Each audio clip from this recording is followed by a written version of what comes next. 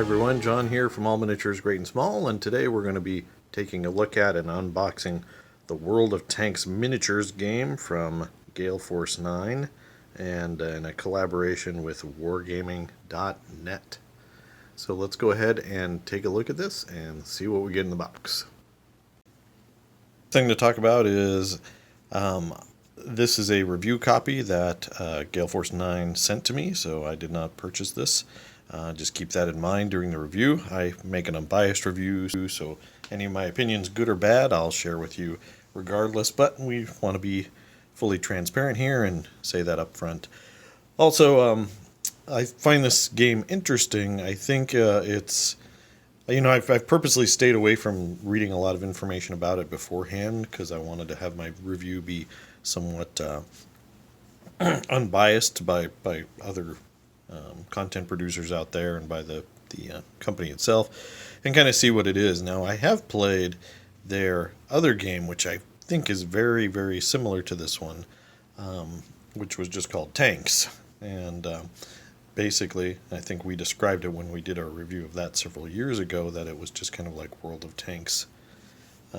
Flames of War meets X-Wing kind of deal. Now, I don't know how much, if any, of the Tanks game carries on into this World of Tanks game, but we're going to go ahead and find out. Looking at the back of the box, we see that the box contains 4 assembled and painted plastic tanks: M4A1 Sherman, T-34, Panzer IV, H, and a Cromwell. Rulebook, 6 dice, 4 tank cards, 31 crew, module, and equipment cards, 32 critical damage cards, 2 terrain and token sheets, 1 online bonus code for new and existing players. I assume that's for the World of Tanks game, which is cool. 30 minutes average playtime, 2+ players, ages 14 and up. That'll be interesting. I know my daughters wanted to give this game a go, and they're younger than that. We'll see if they can make sense of this game. So let's go ahead and open it up and see the contents inside. Let's start with, why we're all here at this channel, the miniatures themselves. I want to take a look at this Sherman. Now, they say they're painted, which is interesting. They're going the pre-painted but kind of pre-painted route. The old Tanks game, you assembled your model and they were just Battlefront miniatures. This, by the feel of it, looks like a Battlefront miniature. Looks like it assembles like a Battlefront miniature, so we're going to call it a Battlefront miniature. And one of the ways we can check is the patented peg method. So that's pretty cool. There we go. It does have a rough texture to it, whatever they did, so I'm sure that would take paint quite well. It's a shame they don't have an upgrade option for a Sherman 76, but hey, that's okay.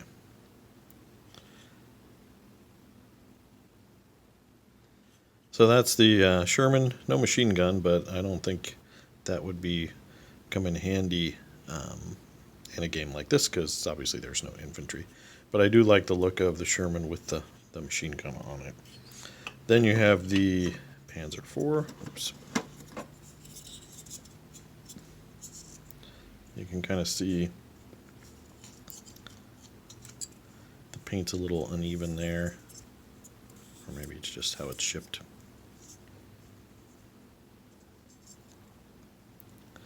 So this Panzer IV has the Zimmerite coating. Of course, again, it's the Battlefront model. That someone's taken the time to assemble and, put a base coat on there. Then you've got the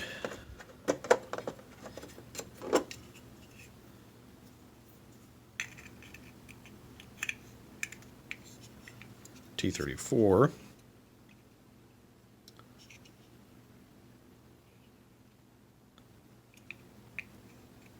There we go. Pretty good. application of the base coat. I mean, you can see some lines there, but if you're going to take this a step further, that'll serve you as a good base coat. I don't think you'd have to prime these in any other color. At least I wouldn't if I was going to take it another step. Which I probably will add this guy to my growing Soviet horde in Flames of War. Okay, and then the last tank is the British Cromwell. I'm not sure the color choice on this guy. It's almost like a desert color, but these guys typically, I don't think they started showing up till Normandy. You can see where someone clipped the sprue there. But overall, I mean, these are Battlefront models, so they're pretty cool models. They're pretty well detailed. I love Battlefront models. I mean, I've used and played with other companies as well, but the Battlefronts, particularly these plastics, have been really, really nice. Okay, so those are the 4 tanks you get. You get a British Cromwell, a Soviet T-34, a German Panzer IV, and an American Sherman tank. So, a nice selection of tanks. Again, not very powerful. I mean, these are probably baseline tanks. Using World of Tanks analogy, I think these are all Tier 5 tanks. Correct me if I'm wrong, guys. But I do like all of these tanks, and that's a cool inclusion. All right, so what's next? Let's take a look at the cards. All right, here is the rule book. Very nice full color rule book. I'm not going to do a page turn or anything like this, just kind of looking at what we've got. Looks like vehicles have the, if you can't see in the glare there, firepower, survivability, mobility, and initiative, which is cool.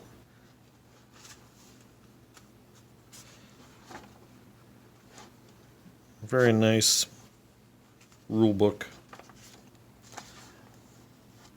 Battlefront and I think Gale Force 9 do a great job with their rules presentation. Whoever their designer is for this does a fantastic job. And I know that's probably one of the unsung things about game design, but having a pretty rule book, having a rule book with great explanations and things like that, it just adds to the presentation, adds to the game, and makes you wanna play it.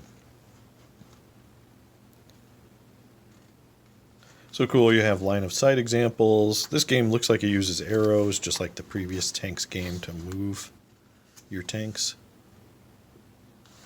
which is cool. Oops. Keep hitting the camera there, sorry guys. So anyway, that's the rule book, a nice rule book there, square rule book, quick reference on the back on how to play. You also get a couple of sheets of cardboard that include things like buildings, forest template. Are these double-sided?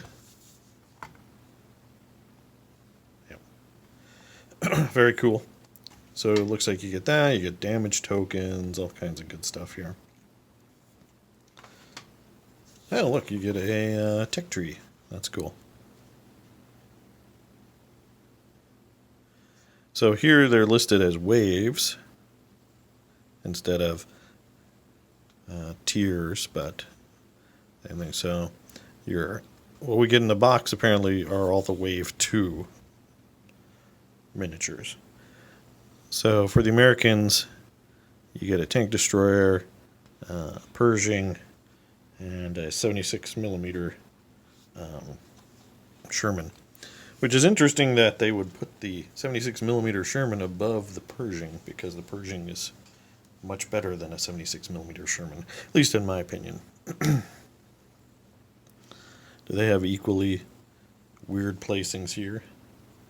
They have the IS-2 and the ISU-152, which is interesting, but cool. And they put the SU-100 in Tier 1. I don't know if that has anything to do with points value or not, so I'm not going to judge it by that. It's just that progression is an interesting progression. That's a pretty powerful gun going to that gun. So, we'll see. Then you have your invite code or active bonus code for the World of Tanks games, which is cool.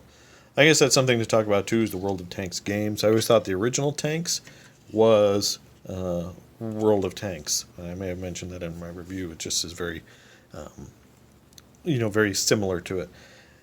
And I always thought this was the original Tanks had owed a lot design-wise to X-Wing as far as trying to make things very simple to play. X-Wing obviously comes with high-quality pre-paints. This is a step towards that, instead of giving us a bunch of sprues to build, which personally I don't mind, but I understand that could be, a closed gate for some gamers. They don't want to do that. They just want to play the game. So this gives you tanks in the somewhat appropriate colors that you could take further, but they're still not completely pre-painted tanks with, decals or details or anything like that. As far as World of Tanks, I know I did a video playing World of Warships. I'm probably going to do a World of Tanks video to go along with this video, because I am a World of Tanks player. I don't play it quite as often as World of Warships, but I do. And I know I'm getting sidetracked from this review, so we'll carry on. All right. We'll talk about all those cool games later. All right, so here we have the tank cards. So you've got the T-34, Firepower 4, Survivability 1, Mobility 3, Initiative 6. You have the, oops, I skipped the Panzer IV. Let's look at that one next. 4, 1, 2, and 5. 4, 1, 2, and 6. Oh, there's also hit points on here. 4, 1, 3, and Initiative 8. That's very high initiative. So it looks like all of these tanks have 4 hit points except this one. The Crom only gets 5 hit points. Interesting. So I believe mobility has something to do with movement. If I remember right, it's the number of movement arrows. And I'm going to have a separate review of the game itself once we've actually played it a few times. But overall, nice quality cards. I like it. It looks like they have special rule on the back. Medium tank, when shooting this tank, you may reroll a blank attack die, I guess it is. Very cool. You do get 6 cool World of Tank themed dice. I'm always curious about the distribution of these dice. So you have like the World of Tanks symbol on one of them. You have, looks like a shell penetrating some armor on 2 of them. And then you have 3 blanks. So I don't know if that corresponds to critical hit, regular hit, miss, but probably something along those lines. So 50% of those are faces are blank, 1 World of Tanks, and then 2 of these penetrating hits. All right, next up we have these 3 little mini packs of cards. One of the cool things about the World of Tanks video game is, well, one, it's free to play, and no, I'm not paid by World of Tanks people to plug their games, but it does start you out on a tier 1 tank, and you slowly grind your way up through tech trees. So you start out with some very old, clunky tanks initially, and then you take it from there. The fun thing is, as you get up, you start to see a lot of historical tanks. I played World of Tanks a long time ago, and like I said, I migrated to World of Warships. The historical tanks look amazing in World of Tanks, but one of my complaints about World of Tanks was they started introducing a lot of paper tanks, meaning that they were tanks that never really existed except on the drawing board somewhere. And there's a lot of those nowadays, and that's the way the company has to keep the game fresh. But um, it just detracted from the historical aspect. Okay, so you have an open this pack first card, and that's the entire function of that card. Um, and then these look like upgrades. And it looks like they use the graphics from the video game, which is cool. Gun rammer, +1 to your binoculars, which I'm sure is your initiative, I think, during the shooting phase. Enhanced gun laying drive, equipment upgrade, cost 2 while stationary, or while you have a movement 1 token, this tank gains a +2 initiative in the shooting phase. So it's cool. It's I think a lot of these are actually the wording from the game, which is cool. You have the ability to upgrade your tanks with these additional cards, and just makes your tanks better at a cost, which is cool. Camouflage netting, binoculars, putting in T, which is British only. Discard to use, repair radio damaged or bailed out critical card. Spall liner, 105 octane gasoline. So you've got a bunch of cool stuff here. So here you have some upgrades in our open this pack first deck. Then you've got these guys. Let's take a look at these guys. This is your damage deck. Okay. Things like crew stunned. More crew stunned. Let's skip to the middle. Turret jammed. This tank gains the assault gun rule. That's a cool way to handle a turret jam. You become an assault gun. So it only ever jams to the front. Radio damaged. Cool. So you've got your damage deck, and then the last deck here is going to be, looks like, more upgrades. Concealment. Firefighting. Not sure what the numbers have to mean on the back yet. Heavy shell. Light shell. Improved radio. Improved gun. So that looks like just more of these cards. These cards have numbers on the back too. Improved suspension. Cool stuff. So I like the fact that you can, not only are you just getting a tank, but every tank can be customized in a unique way. It's going to give you a lot of options. Now, what does that mean for the future of the game? Well, I don't know yet. I haven't seen how they're handling expansions. One of the things that eventually kind of turned me off from X-Wing, I haven't played X-Wing since first edition, was the fact that it became a very card-based game from the get-go. And as it progressed, it was more and more cards dictated how the battle performed. At least that's how it felt. You could win a game through your use of cards, not through how you maneuvered your spaceship.